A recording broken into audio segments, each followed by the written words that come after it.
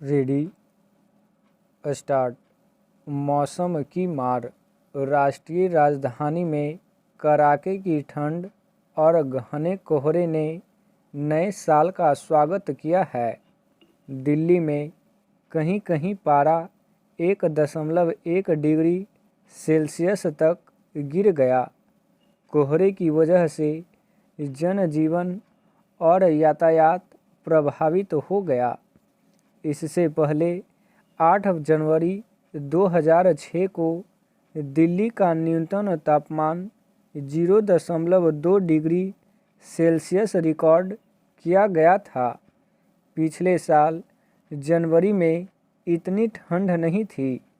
पिछले जनवरी में सबसे कम तापमान 2.4 डिग्री सेल्सियस रिकॉर्ड किया गया था, लेकिन इस बार पहली ही जनवरी को सफदरजंग दिल्ली में तापमान 1.1 डिग्री सेल्सियस पर रिकॉर्ड होते ही भारतीय मौसम विभाग ने बता दिया कि यह पिछले 15 वर्षों में 9 वर्ष का सबसे ठंडा पहला दिन है। हमें सावधान रहना चाहिए। आने वाले दिनों में न केवल सर्दी बढ़ने वाली है, बल्कि कोहरे का भी प्रकोप बन रह सकता है। साल के पहले दिन कोहरा इतना घना था कि दृश्यता 50 मीटर से भी कम हो गई थी। पहाड़ी प्रदेशों में बर्फीला आलम है, तो उत्तर प्रदेश और बिहार में भी शीतलहर की स्थिति है। इसके साथ ही जुड़ी एक महत्वपूर्ण सूचना है कि उत्तर भारत में आगामी 3 से 5 जनवरी तक बारिश की आशंका है। यह नई बात नहीं है। भारत में मौसम बड़ा दिलचस्प विषय है। लेह श्रीनगर में तापमान माइनस में चला जा रहा है। मिसाल के लिए दिल्ली में जहां अधिकतम तापमान 16 डिग्री के आसपास चल रहा है, वहीं मुंबई में न्यूनतम तापमान 22 डिग्री और चेन्नई में 21 डिग्री दर्ज किया गया है। कोलकाता में भी ठंड है, जहां न्यूनतम तापमान 13 डिग्री सेल्सियस है। मुंबई, चेन्नई और कोलकाता को समुद्र के पास होने के कारण राहत है, जबकि दिल्ली में पहाड़ों से ठंड बहती आ रही है। बाकी 3 महानगरों में जहां तापमान अपेक्षाकृत संतुलित रहता है, वहीं दिल्ली का हाल न केवल सर्दियों में बुरा रहता है, बल्कि गर्मियां भी यहां कहर ढहाती हैं। पिछली गर्मियों में लॉकडाउन के दौरान दिल्ली में पारा 45 डिग्री सेल्सियस के पार चला गया था। मौसम का यह उतार चढ़ाव दरअसल दिल्ली का अपना दर्द या दस्तूर है। क्या दिल्ली को ऐसी भयानक ठंड और गर्मी से बचाया जा सकता है? हाँ, दिल्ली के समाज में खुशहाली और संसाधनों की कमोबेश समानता लाकर मौसम के कहर से निपटा जा सकता है, पर इसका असली दर्द है प्रदूषण। यहाँ इन दिनों की हवा सांस लेने लायक नहीं है। केंद्रीय प्रदूषण नियंत्रण बोर्ड ने गुरुवार को दिल्ली और एनसीआर के प्रदूषण नियंत्रण बोर्डों को वायु प्रदूषण रोकने के लिए तत्काल व प्रभावी कदम उठाने को कहा है। दिल्ली के बारे में वाकई सोचने की ज़रूरत है। ठंड, कोहरा, शीतलहर, गर्मी, लू इत्यादि पर हमारा जोर नहीं है, लेकिन प्रदूषण के मोर्चे पर तो हम ज़रूर काम कर सकते हैं। पर क्या हम दिल्ली में प्रदूषण को लेकर पर्याप्त गंभीर हैं? अभी आंदोलित किसानों को मनाने के लिए केंद्र सरकार जिस तरह से पराली जलाने संबंधी कुछ रियायत देने को तैयार हुई है, उससे भी यही लगता है कि हम एक अच्छा कड़ा कदम बढ़ाने के बाद उसे आधा पीछे खींचने से पहले दिल्ली के जानलेवा मौसम के बारे में नहीं सोचते हैं। आज ठिठुरती दिल्ली परेशान है। अगर वह अलाव भी जलाएगी तो इससे प्रदूषण बढ़ेगा। बेशक राष्ट्रीय राजधानी दिल्ली को इस मजबूरी से निकालना चाहिए ताकि वह देश के लिए एक मिसाल बने। स्टॉप।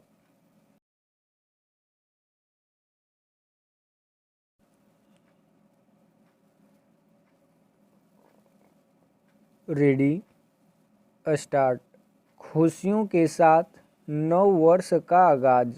साल के पहले दिन ही 6 राज्यों में किफ़ायती व टिकाऊ आवास योजना का ऐलान स्वागत योग्य कदम है। यह गरीब व निम्न मध्य वर्ग के लिए तोहफा होगा। देश में सस्ते व टिकाऊ आवास बड़ी समस्या है। ईंट, कंक्रीट, सीमेंट, छड़, बालू आदि से मकान बनाना बहुत महंगा है। इतना ही नहीं, देश में बहुत सारे पहाड़ी व ऊबड़ खाबड़ व दलदली क्षेत्र हैं जहां ईंट से मकान बनाना संभव नहीं। इसलिए ऐसे क्षेत्र के लिए सस्ते व टिकाऊ आवास तकनीक किसी वरदान से कम नहीं होगी।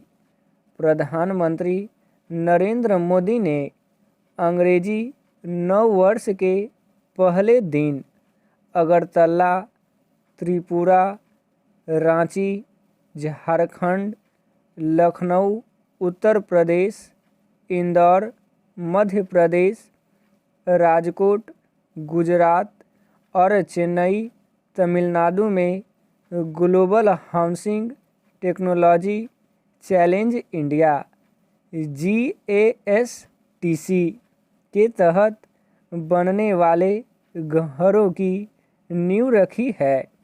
1000 घर बनेंगे। यह प्रोजेक्ट भारत में हाउसिंग को नई दिशा दिखाएगा।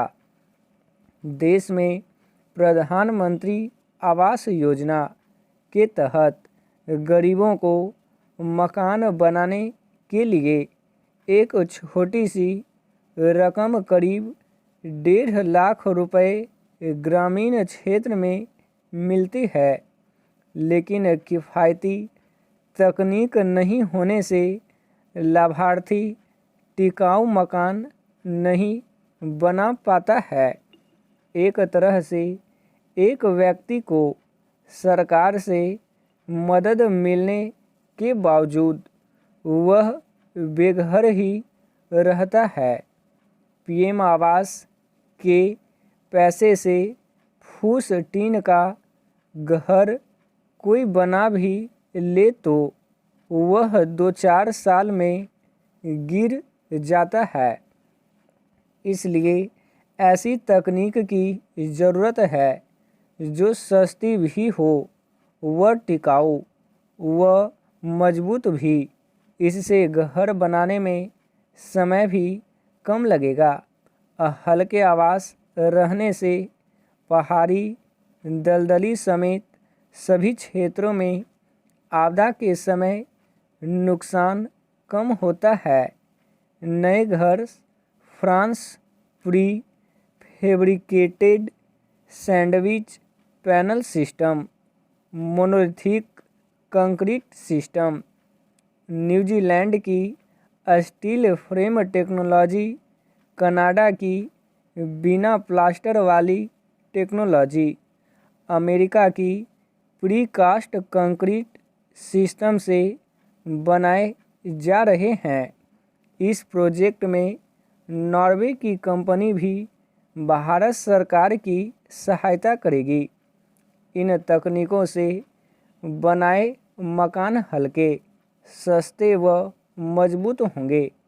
हालांकि भारत के पास भी सस्ते मकान बनाने की तकनीक है। बांस व राख से राष्ट्रीय बम्बू मिशन बाकायदा मेघालय में स्थापित है। वहाँ प्रोसेस्ड बांस से 25 से 30 साल टिकने वाले भूकंप उष्मा रोधी मकान बनाए जा सकते हैं।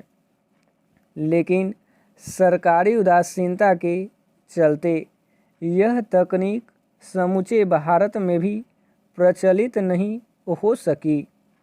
थर्मल पावर से निकलने वाली राख से बने ईंट को भी प्रमोट किया जा सकता है।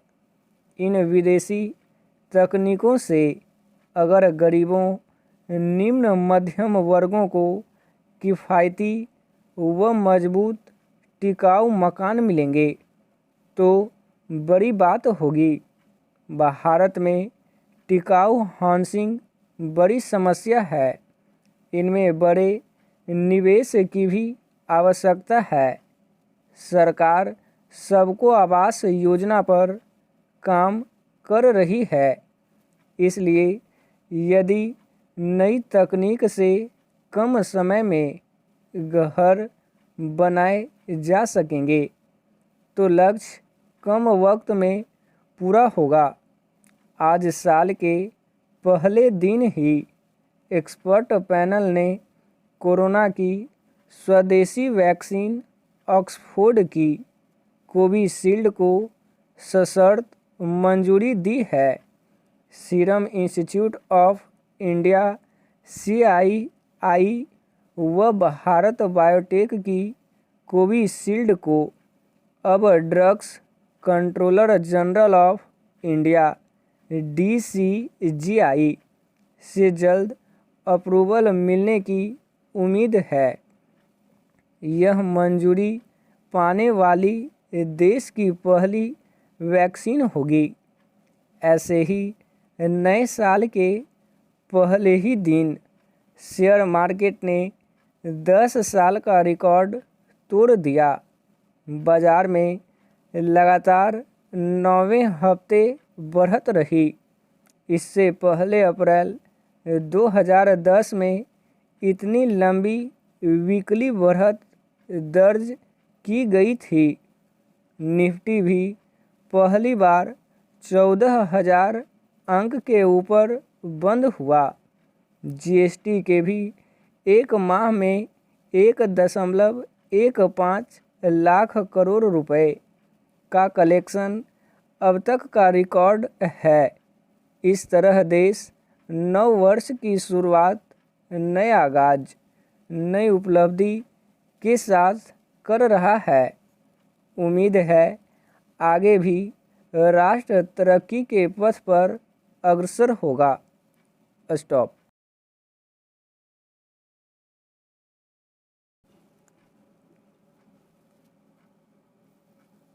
Ready start. भारत में टीका। आखिरकार नए साल में भारत को कोरोना का टीका मिल गया।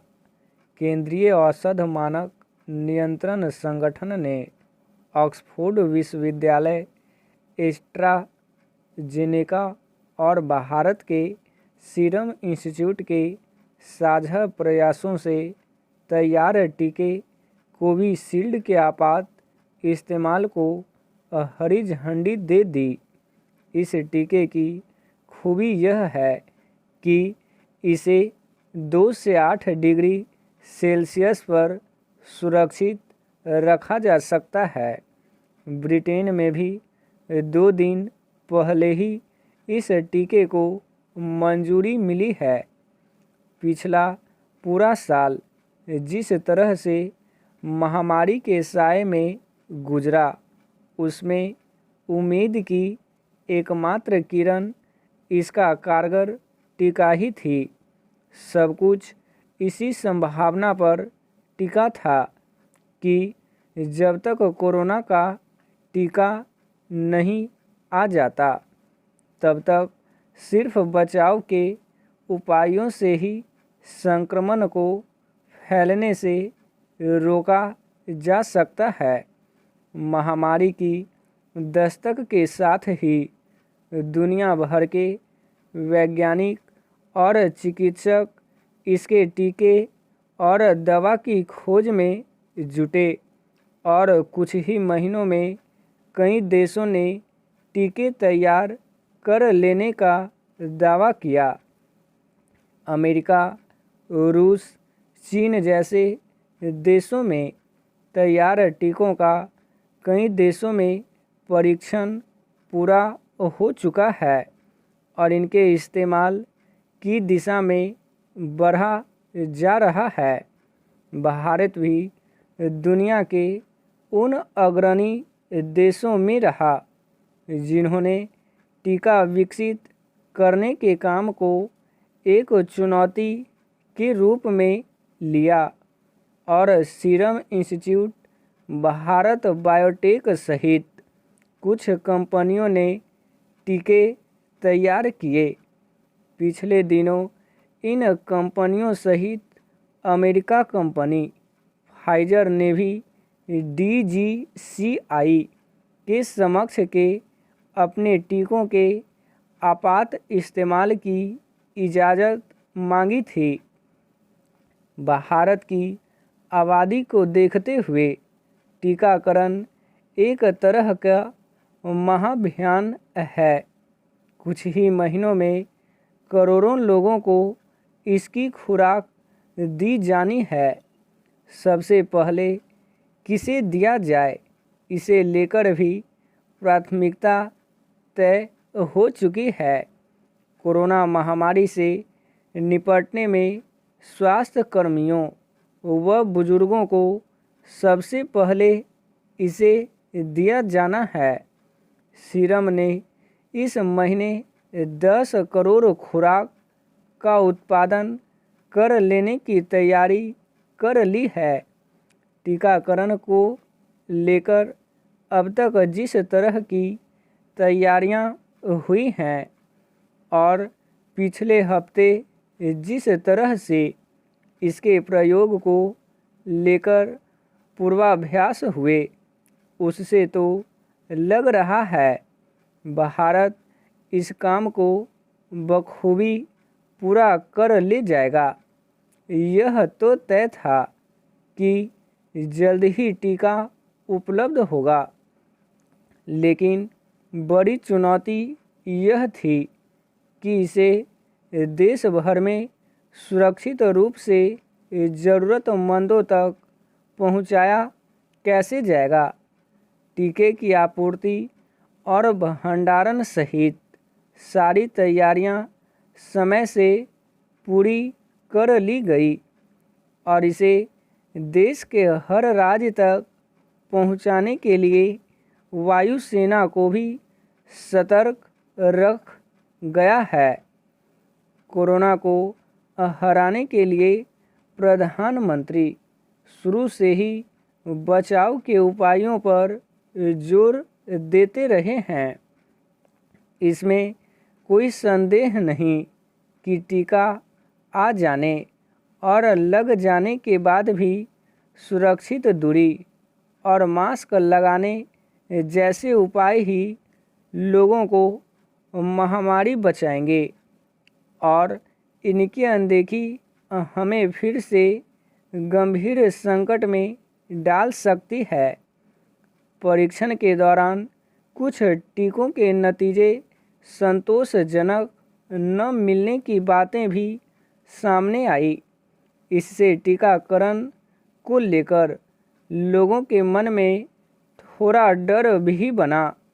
इसलिए प्रधानमंत्री ने भी टीकाकरण को लेकर अफवाहों से बचने और बचाव के उपायों का सख्ती से पालन करने पर जोर दिया है।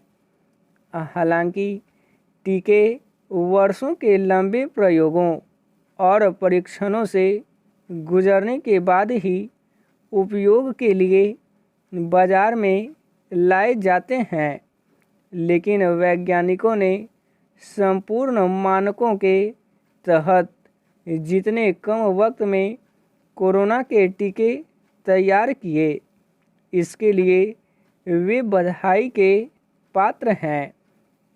ऐसे में टीकाकरण को लेकर भयभीत होने की ज़रूरत नहीं है। पर्याप्त जन भागीदारी से इस अभियान सफल बनाकर हम महामारी को हरा सकते हैं। स्टॉप।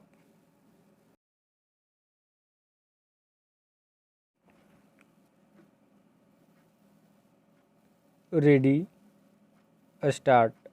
नए साल में वैक्सीन का तोहफा। भारत में ऑक्सफोर्ड की कोविशील्ड वैक्सीन को इमरजेंसी इस्तेमाल की मंजूरी मिल गई है। नए साल में देश को यह सबसे बड़ा तोहफा मिला है। कोरोना वायरस महामारी का मुकाबला करने के लिए चिकित्सा अनुसंधान क्षेत्र में यह बड़ी खुशखबरी है। अमेरिका और ब्रिटेन में ही नहीं बल्कि भारत में भी वैक्सीन विकसित करने का काम अपने अंजाम तक पहुंच गया है।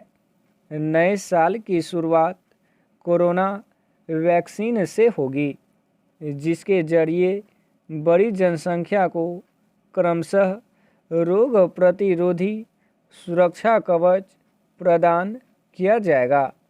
प्रधानमंत्री मोदी ने बृहस्पतिवार को स्वयं वैक्सीन की खुशखबरी देशवासियों को दी थी तथा टीकाकरण अभियान में आने वाली चुनौतियों को भी सामने रखा है। स्वास्थ्य मंत्रालय टीकाकरण अभियान के विभिन्न चरणों और इस संबंध में प्राथमिकताओं का ऐलान शीघ्र ही करेगा। वैक्सीन आने के पहले ही देश की लगभग आधी आबादी कोरोना वायरस के संपर्क में आने के बाद नैसर्गिक इम्यूनिटी से लैस है। यह हर्ड इम्यूनिटी महामारी का मुकाबला करने के लिए तत्कालिक रूप से कारगर सिद्ध होगी। जब तक बड़ी संख्या में टीकाकरण नहीं होता, वायरस पर कारगर तरीके से काबू नहीं पाया जा सकता। 130 करोड़ देशवासी का टीकाकरण दुनिया के चिकित्सा इतिहास में एक ऐतिहासिक कारनामा बनेगा। वैक्सीन देश के दूर दराज क्षेत्रों में कैसे पहुंचेगी और इस अभियान को अमल में लाने के लिए चिकित्सा कर्मियों को किस तरह दक्ष बनाया जाएगा, यह एक चुनौती है। सबसे पहले चिकित्सा कर्मी, सुरक्षा कर्मी, सफाई कर्मी और उसके बाद बुजुर्ग लोगों के टीकाकरण की शुरुआत होगी। टीकाकरण के बाद अपवाद स्वरूप कुछ चिकित्सा परेशानियां आ सकती हैं, जिन्हें लेकर आम आदमी की आशंकाओं का समय पर निराकरण करना भी बहुत जरूरी होगा। प्रधानमंत्री मोदी ने टीकाकरण के संबंध में लोगों को मानसिक रूप से तैयार करने की पहल की है। उन्होंने संबोधन में कहा है कि अफवाहों और भ्रामक सूचनाओं से बचने की ज़रूरत है। पिछला अनुभव बताता है कि संक्रमण के शिकार लोगों को अस्पताल पहुंचाने में चिकित्सा कर्मियों को कठिनाइयों का सामना करना पड़ा था। कई स्थानों पर तो चिकित्सा दल पर हमले भी हुए। टीकाकरण अभियान के दौरान इनकी पुनरावृत्ति न हो, इसके लिए प्रशासन को सतर्कता बरतनी होगी। स्टॉप।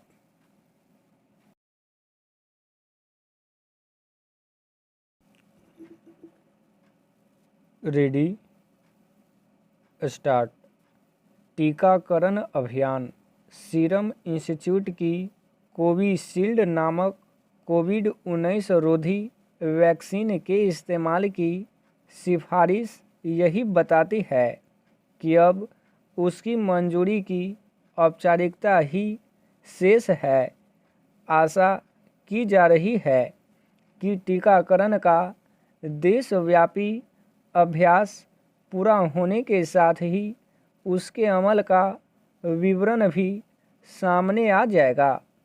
निस्संदेह यह विवरण राहत की एक बड़ी खबर और नए साल के तोहफे की तरह होगा, क्योंकि वैक्सीन का बेसब्री से इंतज़ार हो रहा है। यह बेसब्री इसलिए और बढ़ गई है क्योंकि अमेरिका, ब्रिटेन समेत कई देशों में टीकाकरण शुरू हो गया है। अच्छी बात यह है कि सीरम इंस्टीट्यूट के साथ साथ अन्य कंपनियों की भी वैक्सीन मंजूरी के इंतज़ार में है। इन्हें भी मंजूरी मिलने से टीकाकरण के अभियान को गति देने में मदद मिलेगी। इसे गति देने की ज़रूरत भी होगी, क्योंकि पहले चरण में ही 30 करोड़ लोगों के टीकाकरण का लक्ष्य है। चूँकि यह एक बड़ी संख्या है, इसलिए यह स्वाभाविक है कि इन सभी को वैक्सीन लगाने में समय लगेगा। टीकाकरण अभियान सही तरह से चले और पात्र लोग ही बिना किसी परेशानी और गफलत के उससे लाभान्वित हों। इसके लिए केंद्र और राज्य सरकारों के साथ सभी संबंधित विभागों को गंभीरता का परिचय देना होगा। ऐसा कोई अभियान तभी सफल हो सकता है जब उसमें शामिल लोग हर स्तर पर तालमेल कायम करेंगे। उम्मीद है कि ऐसा ही होगा और यह अभियान एक मिसाल बनेगा। इस उम्मीद के बाद भी कुछ समय तक धैर्य धारण करने और कोरोना के संक्रमण से बचे रहने के लिए ज़रूरी सावधानी बरतने की आवश्यकता होगी, क्योंकि वैक्सीन की दूसरी खुराक के उपरांत ही लोगों का शरीर कोरोना वायरस के संक्रमण से बचने की क्षमता से लैस हो पाएगा। साफ है कि यह मानकर नहीं चला जाना चाहिए कि टीकाकरण शुरू होते ही महामारी से पीछा छूटा जाएगा। निस्संदेह उसका असर कम होना शुरू हो जाएगा। लेकिन उससे मुक्ति पाने में समय लग सकता है। टीकाकरण शुरू होने के बाद भी सतर्कता का परिचय देने की आवश्यकता इसलिए भी होगी क्योंकि कोरोना वायरस के उस बदले हुए रूप ने भारत में भी दस्तक दे दी है, जिसने ब्रिटेन में चिंताजनक स्थितियां पैदा कर दी हैं। अपने देश में अभी तक कोरोना वायरस के इस बदले हुए रूप से ग्रस्त लोगों की संख्या 30 के करीब पहुंच गई है। हालांकि यह बहुत घातक नहीं है, लेकिन उसका संक्रमण कहीं तेज़ी से फैलता है। चिंता की बात यह है कि ब्रिटेन से आए कई लोग इधर उधर छिप गए हैं। यह खुद के साथ औरों को भी जोखिम में डालने वाली हरकत है। ऐसे गैर जिम्मेदार लोगों के खिलाफ सख्ती बरती जानी चाहिए। स्टॉप।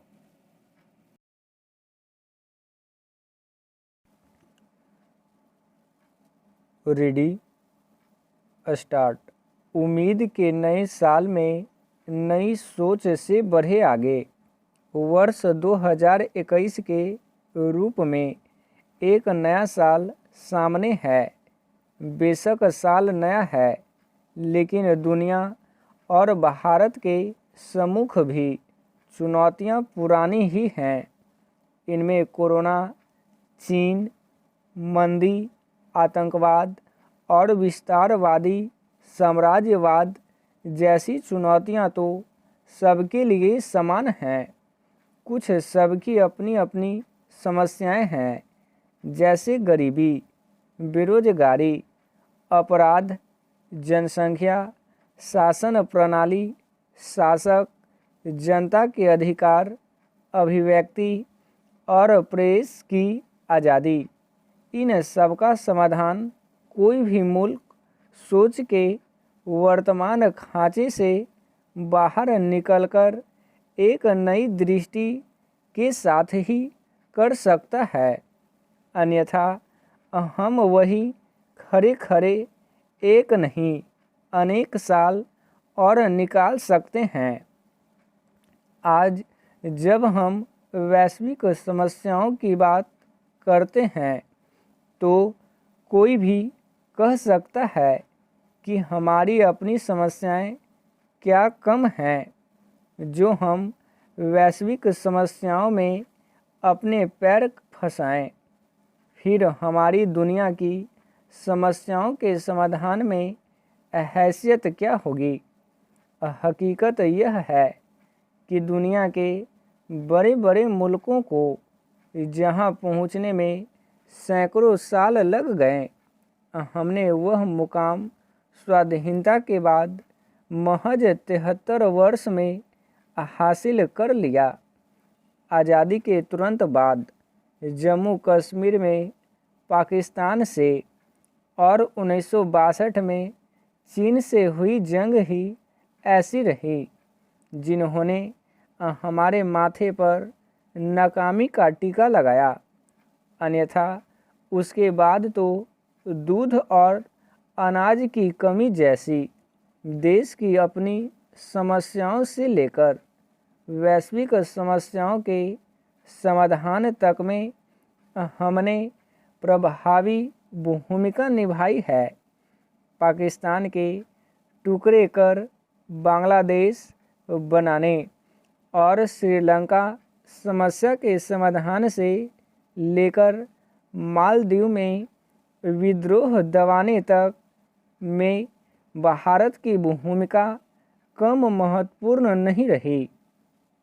नेहरू, नासिर, टीटो की तिकड़ी के निर्गुट आंदोलन ने उस दौर में भी विश्व की अनेक समस्याओं के समाधान में अपनी भूमिका निभाई है।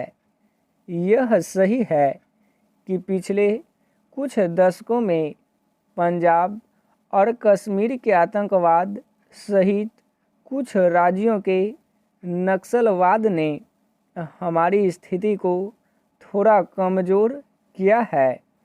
फिर भी 8 अरब के विश्व में हम 130 करोड़ हैं। दुनिया का ताकतवर से ताकतवर मुल्क, चाहे वह चीन हो या अमेरिका, हमारी उपेक्षा नहीं कर सकता। ऐसे में ज़रूरी है कि हम अपनी हैसियत समझें और आवाज़ बुलंद करें। समस्याएं राष्ट्रीय हों या अंतर्राष्ट्रीय, सब पर खुले दिमाग से बात करें। नेतृत्व वही कर सकता है जिसकी आवाज़ में दम हो, और आवाज़ में दम उसी के होगा जिसकी कथनी करनी में फ़र्क नहीं होगा। इस नाते से संयुक्त राष्ट्र महासभा की अस्थायी सदस्यता भी हमारी बड़ी मददगार हो सकती है, लेकिन पहली ज़रूरत पर उपदेश कुशल बहुतेरे से ऊपर उठने की है। उम्मीद है कि नए साल में सब नई सोच से आगे बढ़ेंगे। स्टॉप।